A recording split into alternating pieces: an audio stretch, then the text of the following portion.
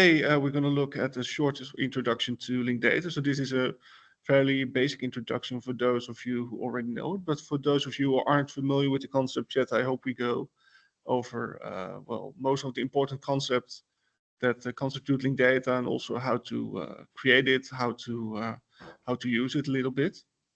If you have any questions, just shout. Okay, so well, let's skip this.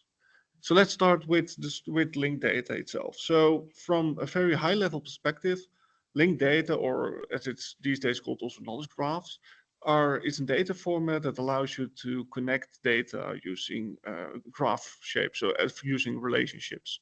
So in this picture you see here, you see various paintings from different artists from the Netherlands, which you can see in the top 3 nodes. And in the bottom 3 nodes, you can see the different museums where they are located. So this already shows you that we can connect different data sets to each other using relationships. For example, in this case, connecting the databases about paintings to those about where they are located, in which museums, and also with the geographical data, such as that they are located in Amsterdam and in Den Haag. So this is a very interesting picture of how linked data works, and we're going to look into the details in the next half hour or so.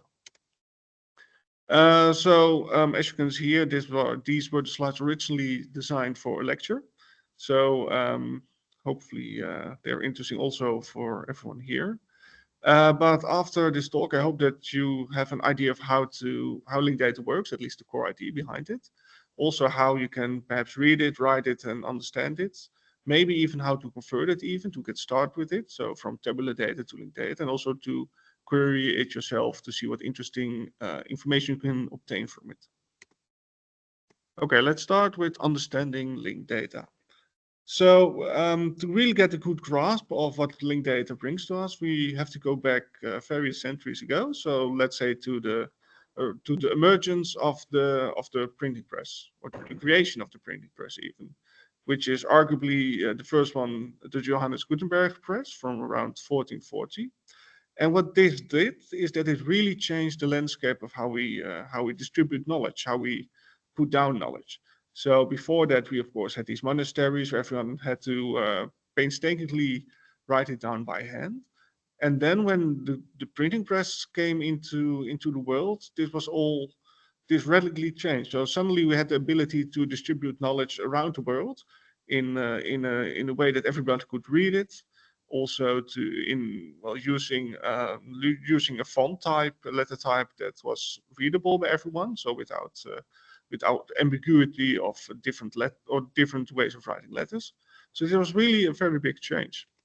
So of course, since we have had a lot of books printed over all those years, all those centuries even, and while this is great, these books have a downside, and that it still contains unstructured knowledge. So as opposed to structured knowledge, unstructured knowledge doesn't really have any predefined structure, right? So it's prone to different interpretations. So this ambiguity again. So we don't know whether a word that we read is really has the same meaning that we think it has than that the author intended it to have.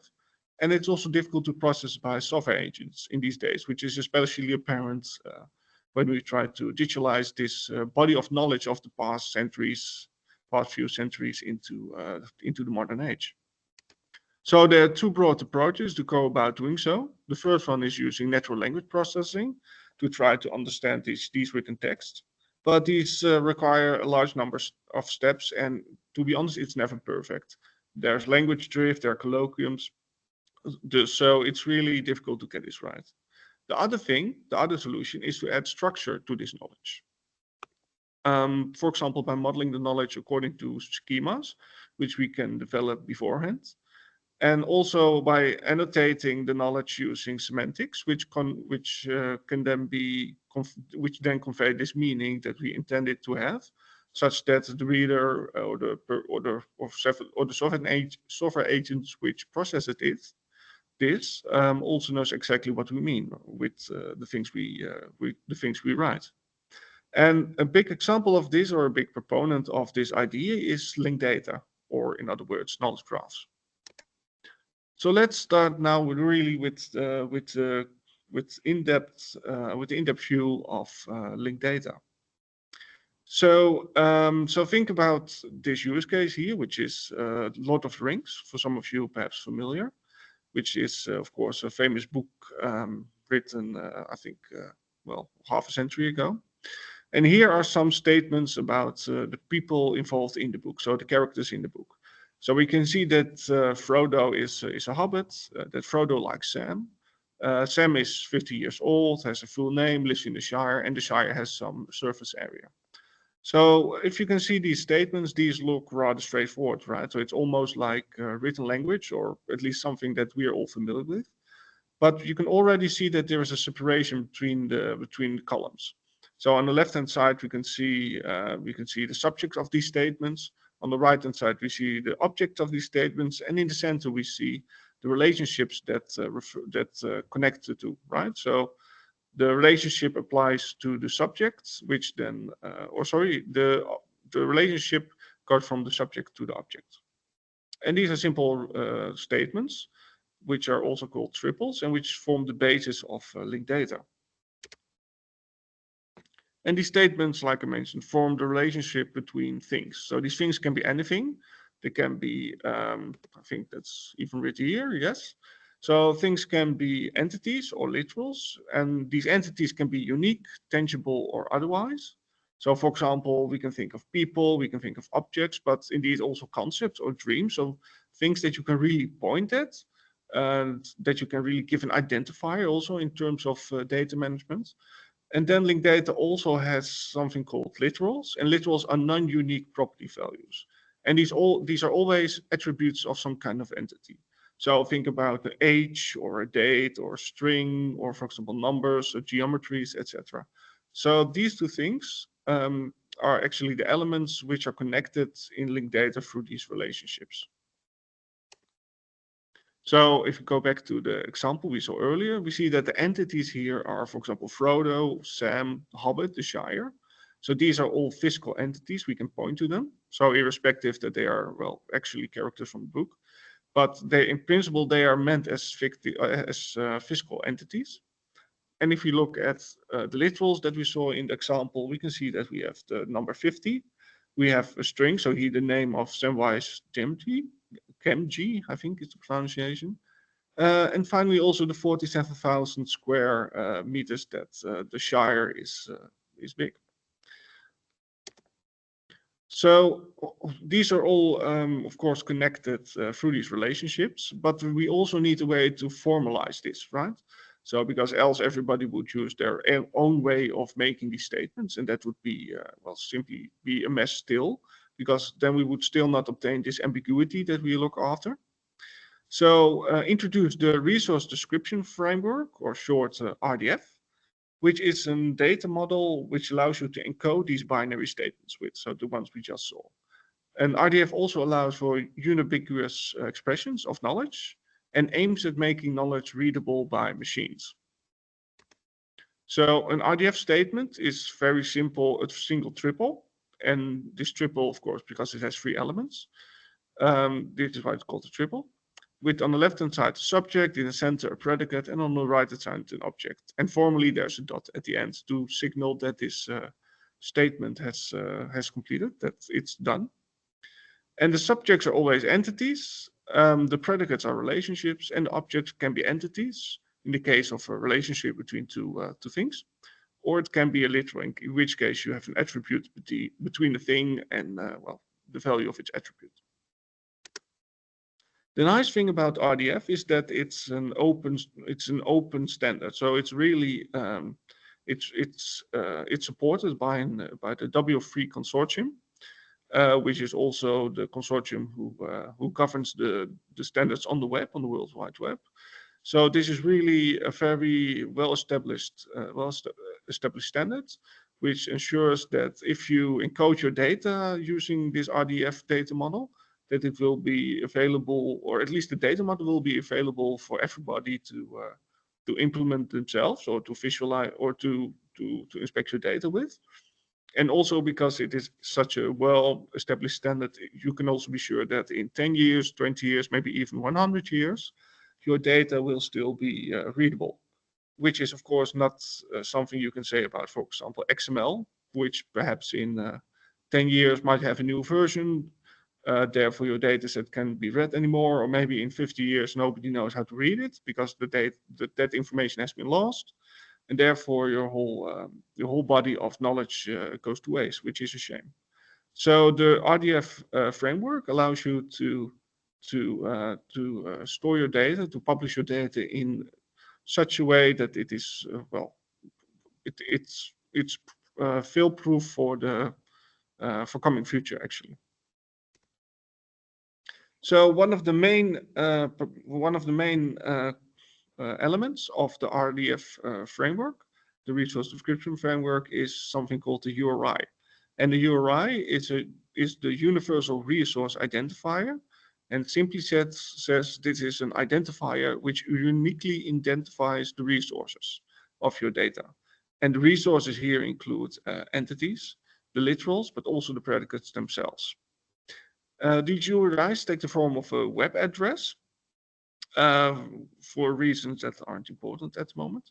And there's also something called an IRI, or the Internationalized Resource Identifier, which is actually the same, but which supports also more exotic character sets. So, for example, with certain letters from the Chinese language, for example, or the French, etc. So if we go back to our our running example once again from Lord of the Rings, we can see that we had these different entities and the different relationships, and we can here very easily translate them or transform them by making them into URIs. So you can see the examples at the bottom here. So the first one is simply the character Frodo, but now in the form of a URI. The second one, the Shire, etc., etc. And for the relationships, we have dedicated URIs as well, such as is-a or lives in. And these URIs help us to standardize also the elements in our dataset, such that every time we mention Frodo, for example, we use such an URI, or every time we use the relationship is-a, we use this URI. Which means that if some of these URIs occur twice or 3 times or multiple times in our dataset, then again the person or the software agent that is processing our data knows that we are talking about the same one, about the same concept, the same character or the same relationship. So there's no ambiguity again in that respect. So URIs are composed of 2 parts, so a namespace and a resource identifier. And the namespace is a location at which these resources are defined. So this is typically a context or domain specific. So for example, you have namespaces which aim at for example, social media data sets. You have namespaces which aim at, like I just showed you, relationships, or perhaps fictional characters from the Shire. So these are really just category. You can view them as categories in which similar elements are contained, which makes it easier to separate them from each other and to also publish them such that people can reuse them, and also to again help with reducing ambiguity. So again, the same examples we saw before. So in the dark blue, we can see the namespaces. And in the other color, so the more green color, we can see the resource identifiers.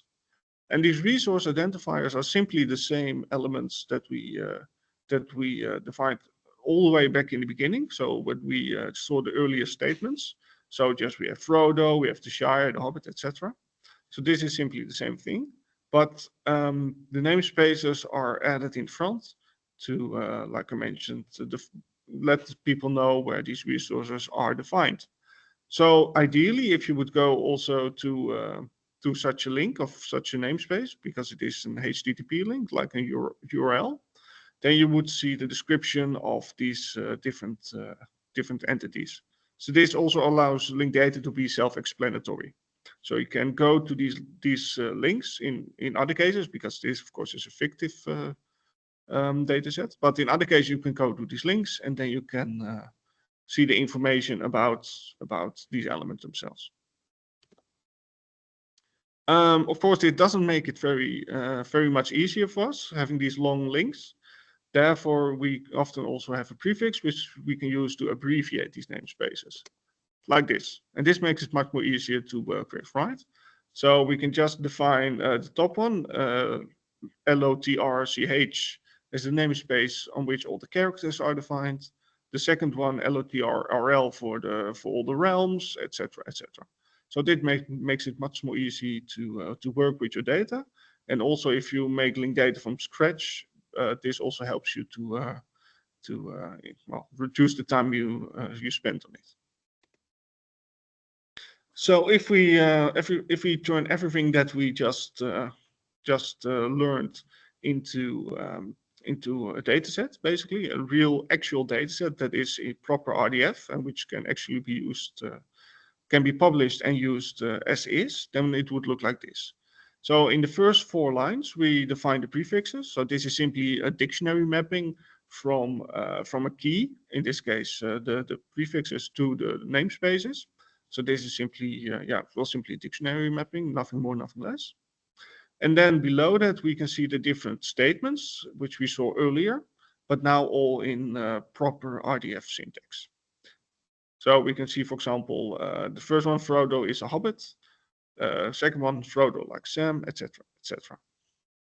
Interesting to see here also is that the raw attributes, so the literals that we spoke of earlier, don't have a prefix because, well, they're attributes, and they don't need them. And these are often, if, for example, with strings, they are surrounded by quotation marks. Okay, so there are 2 kinds of knowledge often involved with linked data. So this is a little going a bit in depth, but bear with me because you can forget about this after this slide. But it's important to just see the distinction. So we have assertion knowledge, and that is knowledge that you want to state. So that's basically your data set. And you also have terminology knowledge, and that is used to state the assertion knowledge with, or in other words, the schema of your data set. So why is that important to know, this extension at least? And that is because linked data thrives on the concept of vocabularies or ontologies. And what are those? Well, those are actually linked data sets on the level of the terminology, or sometimes on the level of the assertion knowledge. And these could, well, in this case, purely terminology knowledge for ontologies, but for vocabularies also sometimes assertion knowledge. And these are specifically tailored to a specific domain, a specific context, a specific purpose, and are also intended for sharing and reuse. Therefore, they are often published separately from the datasets, and they're also created often with the help of experts in a specific field. So these are really very well. These are published, for example, on the internet, and these allow others to download them and to reuse in their own data, which again allows the datasets to be easily integrated and reduces again ambiguity and makes it all easier to use without having to also spend time on making these different elements. So there are a few. So there are many of these ontologies on the internet available. Also, many of those which are also published as actual standards, also by the W3C. And there is, I think, maybe 20 or 30 of those that are really well used and well known amongst the community of linked data practitioners. For example, 2 of those are shown here. So one of them is Dublin Core, and Dublin Core is used to add metadata to your datasets. So, for example, who's the author, who created it, when was it created, which version is it, etc.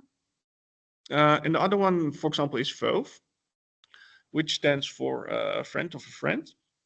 And the VOV ontology is really used for specifying information about individuals, about basically the communication part of individuals, so the social media aspect. So, for example, I know you, I know this person, I know that person.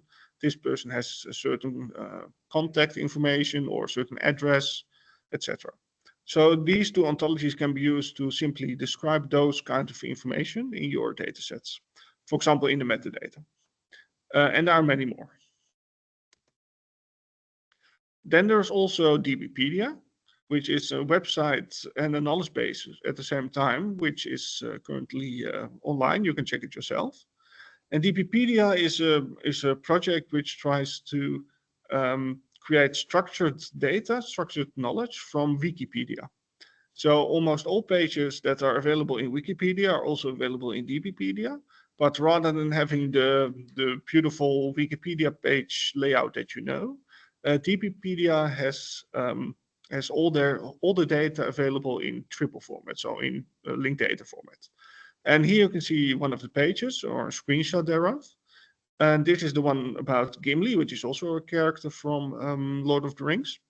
And you can see that it shows the properties and the values associated with Gimli in RDF format. So these are triples in principle, with the subject of the triple here always being Gimli.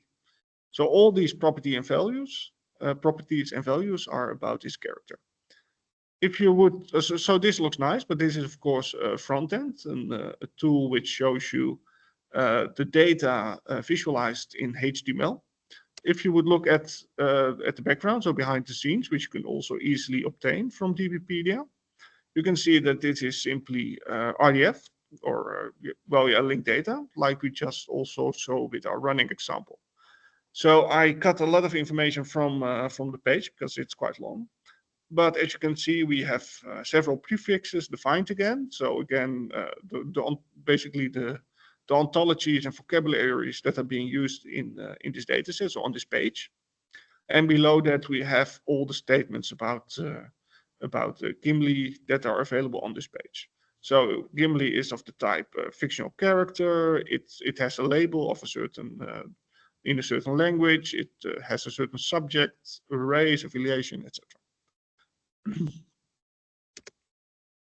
Okay, so that was in principle the idea of linked data, but also important to know is that linked data is simply, or RDF, is simply a data model. So it doesn't specify you how you should write down linked data. It only says you that you have these triple formats in subject, predicate, and object, and how it is connected to each other. So there are many different, well, not that many, but there are a handful of different serialization formats, which allows you to store linked data in a file, basically. And there are various choices, for example, like Turtle, which is actually the one we just saw in the previous slides. But there's also N triples or RDF XML and even something called header dictionary triples. And all of these are interchangeable. They describe the same information, the same knowledge. But which one you want to choose and which one works best for your calls depends on what you want to do with it, actually. So, for example, Turtle is really very friendly for human eyes. So if you really want to work with RDF yourself as a person, or you want to create it, then Turtle is the way to go. N triples is the most bare version, which is which can be well read by computers, for example, but on which, as a human, you will get square eyes if you look at it for too long. RDF XML is, for example, a good method to integrate it into websites behind the HTML, and the HTT format is optimized towards memory reduction. So you can, for example, use that if you want to process it in, for example, machine learning or other third-party tools. Okay, so as with RDF, the Turtle syntax and actually all these other serialization formats are all open standards, often also supported by the W3C.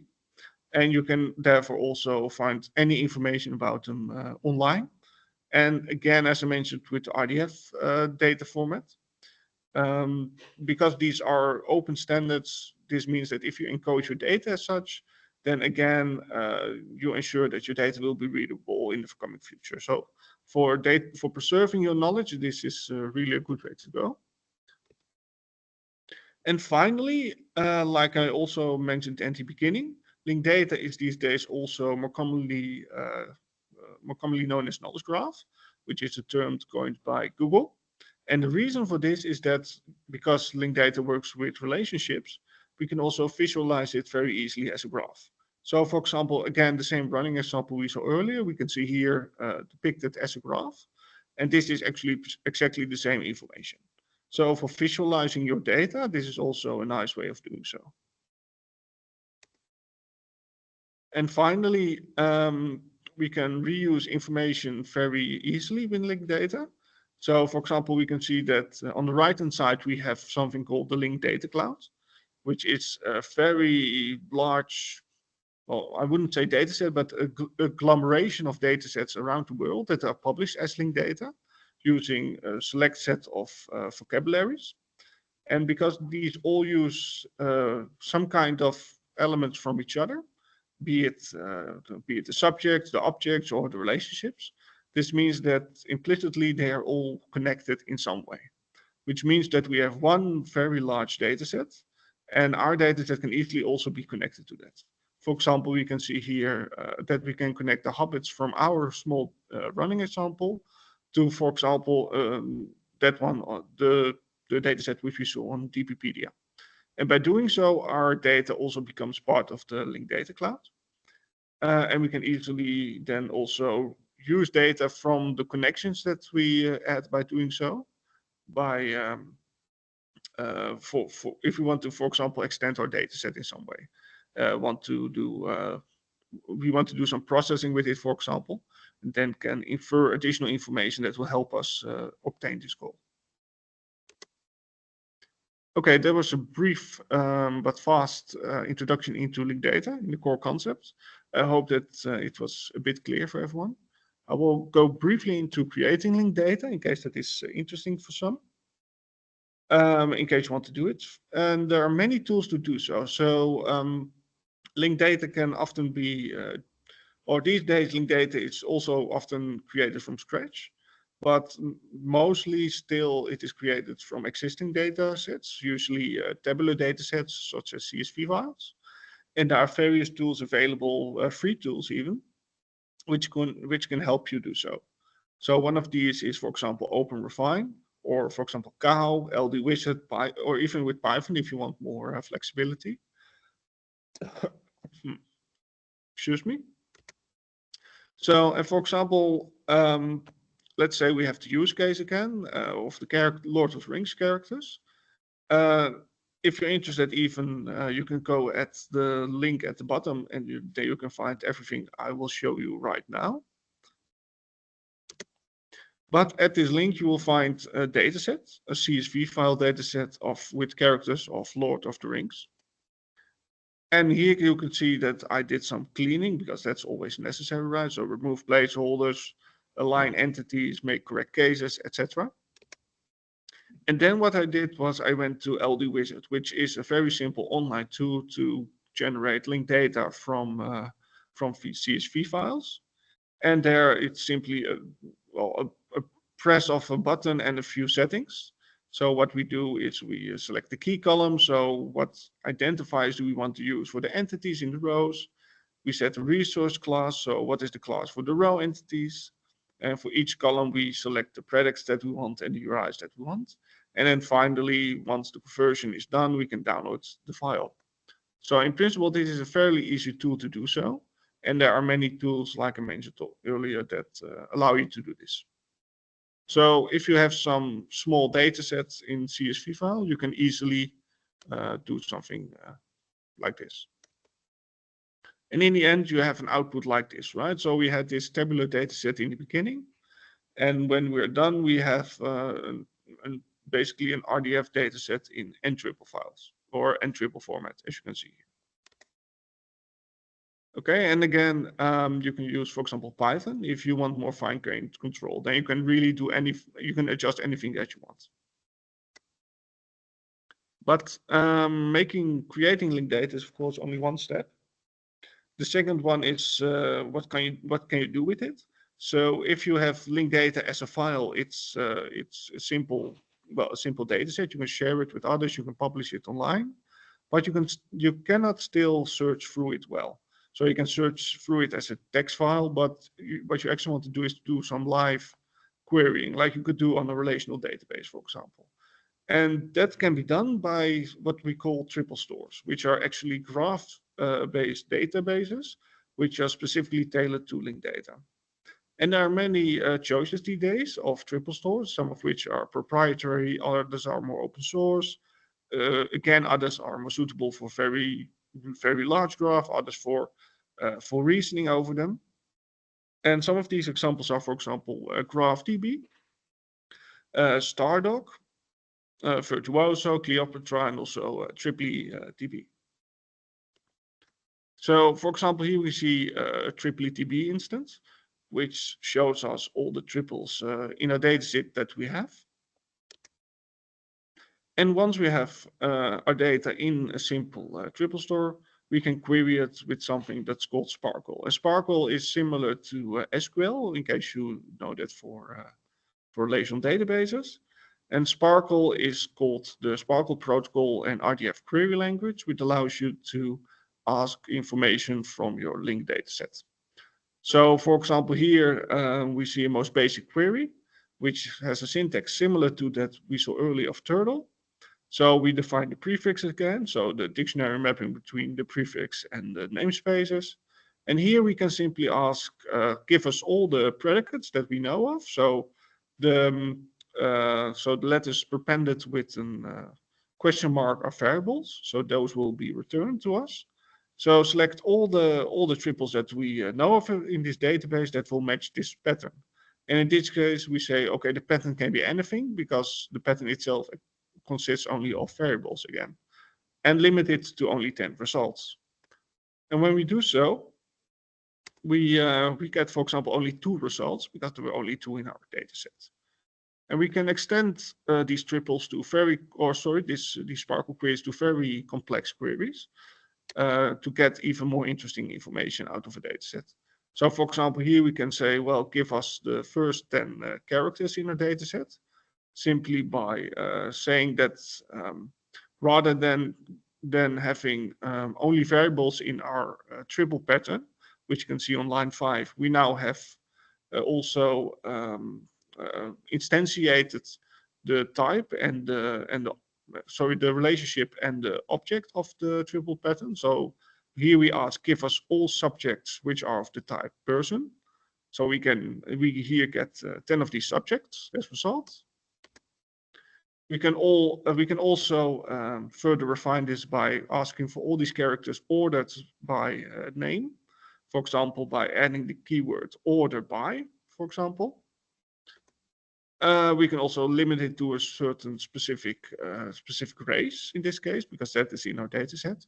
So we can say, well, let's filter it by only to show only the dwarfs. So that's on line 9, as you can see in this example.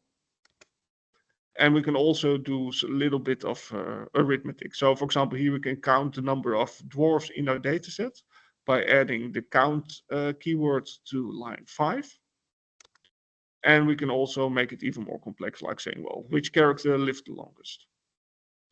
So we can do a lot of data querying with Sparkle, and this allows you to well, basically get a good insight into your dataset, but also to make, for example, data analysis pipelines, which are also available with the front end, so that you can easily show the data and questions about the data to other people. So a final thing I want to show before I round up is, let me see, oh yeah, 1 second. Okay, that is this one. And a final thing that's very nice about Sparkle and about triple stores is something that's called federated queries. And federated queries are queries which transcend your own dataset, your own triple store. And you do so by adding for a simple keyword called service, which you can see on line 9. And this allows you to connect your triple store to other triple stores which are available on the web, allowing you to query data that is in other people's triple stores. So other people have put it online, like we saw earlier with TPpedia. And in this example, actually, we used that triple store at TPpedia to add additional information to our triple store. And this isn't added, this isn't really added to our triple store, but these data in memory are combined with the memory from or with the data from our triple store, and then added to the results. So you can ask questions which again transcend your own data set, but which look over the various connected data sets as well. Okay, I think I'm gonna leave it at that. So there was already quite an extensive talk, I think. So to summarize, linked data is built on top of the RDF data model, and you express knowledge as simple triples. It reuses common elements in vocabularies or what you call ontologies, and you can create it from scratch or by converting existing datasets very easily. And it is ideal for publishing data as a file or perhaps as a triple store, and you can then query it using Sparkle. Okay, I'll end it here. If there are any questions, then please shout.